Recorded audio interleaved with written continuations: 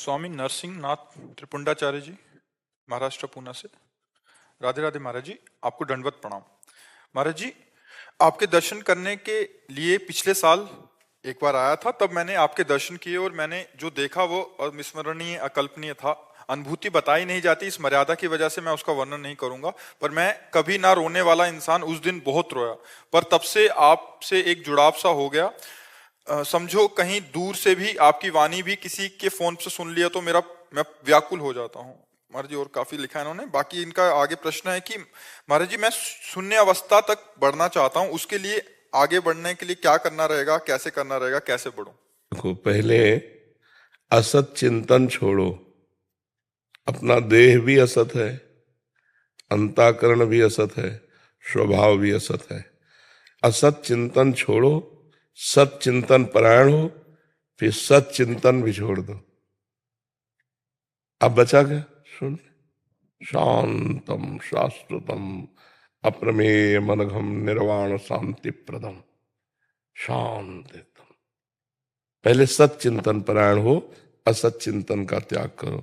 सत चिंतन में जो गुरु के द्वारा दिया हुआ नाम मंत्र है, उसी का निरंतर निरंतर। बहुत कठिन है ये निरंतर चलाना। घंटा 2 घंटा चलाने में तो आपत्ति आ जाती है, मन परेशान कर देता है।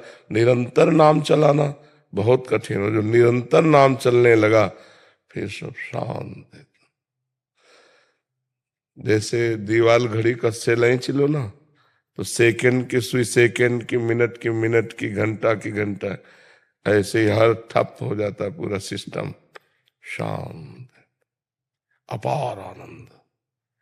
जब शांत होता ना, अपार आनंद। इसलिए नाम मंत्र और जो भगवत ग्रंथ, इनका स्वाध्याय, सत्संग, शरीर से परोपकार, दूसरों का हित जिसमें हो वो आचरण बहुत जल्दी शांति पद में पहुंचा देते हैं। शांति पद में बहुत जल्दी पहुंचा देते हैं। बस अंदर घुसने की जरूरत है। बाहर जो हम फैल गए ना, सर्वात्मना न विसृजेत बहिरेंद्रियाणि। अपनी इंद्रियों को बहिर्मुख ना होने दे, अंतर्मुख रहे। अंतर, जो अंदर आनंद है वो बाहर नहीं है। जब अंदर का आनंद मिल जाएगा तो जो अंदर वही बाहर है, जो बाहर है वही अंदर है। एक हो गया, वही महात्मा हो गया। अभी हमें बाहर से हटना है, अंदर जाना है। जब अंदर से बैठ के देखना है तो जो अंदर वही बाहर है, जो बाहर है वही अंदर है।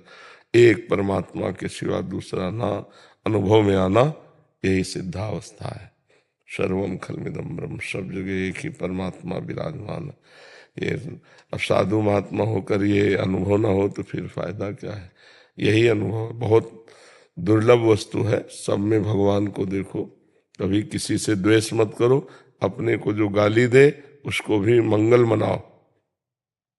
करत जे अनुसहन निंदक, तीनों पे अनुग्रह कियो। जो तुम्हारे को अनुसहन माने ईर्ष्या करें, तुम्हें अवहेलना करें, अपमान करें, उनमें भी भगवत भाव करके भगवान तुम्हारा मंगल हो, तुम सुखी रहो। अंदर से ऐसा आशीर्वाद दो और खूब भजन करो। पहुंच जाओगे जहां पहुंचाने के लिए भगवान ने अपनाया है, वहां पहुंचा देंगे। गोपी जी, वृंदावन से। महाराज जी श्री हरिवंश महाराज जी। महाराज जी, 3-4 दिन पहले जो सखी श्री जी की सेवा में चली गई, वो सिर्फ आश्रय की वजह से, ऐसा आपने बताया था सत्संग में। पर आपने ये भी बताया था कि उनका जीवन में थोड़ा कष्टप्रद रहा है, कैंसर जैसी बीमारी से ग्रस्त होने की वजह से। महाराज जी, मेरा प्रश्न है कि पढ़ाई लिखाई, खाना पीना, सब कुछ श्री जी की कृपा से माता पिता और भाई की तरफ से होता है। ऐसे में हम श्री जी के अनन्य आश्रित कैसे हो सकते हैं? और क्या मुझे श्री जी की सेवा उन्हीं में... भाई और माता को श्री जी का जन्म मान लीजिए कि श्री जी के जन्म के द्वारा हमारा भरण पोषण हो रहा है। हमारे माता पिता जो नाम मात्र के हैं, वो श्री जी के द्वारा भेजे गए, वही हमारा भरण पोषण कर रहे हैं। जब श्री जी चाहेंगी तो इस शरीर का आश्रय श्री जी से फिर किसी तीसरे को जोड़ देंगी, चौथे को जोड़ देंगी, या यहाँ दिमाग में दे देंगी, अपने आप भरण पोषण होने लगेगा। बिल्कुल मस्त है एकदम। छोड़ दिया सब भार तुम्हें, फिर तारो या मारो कहें हम क्या। जो मस्ती आती है वो अपने आप को पूरे भगवान के हवाले कर देने पर आती है, पूर्ण भगवत आश्रय कर देने पर आती है। अब थोड़ा तो रहेगा ना कि मेरी माँ है, मेरा भाई है, उनके द्वारा, ममत्व के द्वारा पोषण हो रहा है, तो आगे चल करके ये भी हट जाएगा। स्थायी थोड़ी है। ये आश्रय स्थायी थोड़ी माता पिता भाई बंधुओं का, स्थायी आश्रय तो भगवान का है। वो कहाँ से कैसे पूरा करते हैं सब उनका खेल चलता रहता है। महाराज जी, श्री जी की प्राप्ति के लिए कष्टप्रद जीवन और सब कुछ छूटना आवश्यक है। अपने को कोई इस झंझट से मतलब नहीं है, अपने को श्री जी के हवाले कर देना है। अब कष्टप्रद रखो या सुखप्रद रखो, जो ही प्यारो करे सोई मोहि भावे। हम क्यों मांगे कष्ट? तुम्हें अगर लगता है कि कष्ट देना चाहिए तो दे दीजिए, तुम्हें लगता है सुख देना चाहिए सुख दे दीजिए। जो ही प्यारो करे सोई मोहि भावे। जैसा आप करोगे वैसा मैं राजी रहूंगा।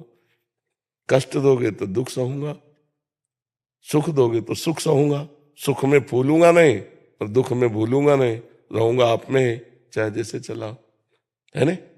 प्यार में एक क्षमता आ जाती है, शुद्ध प्यार में एक क्षमता आ जाती है अपने को मिटा देने की।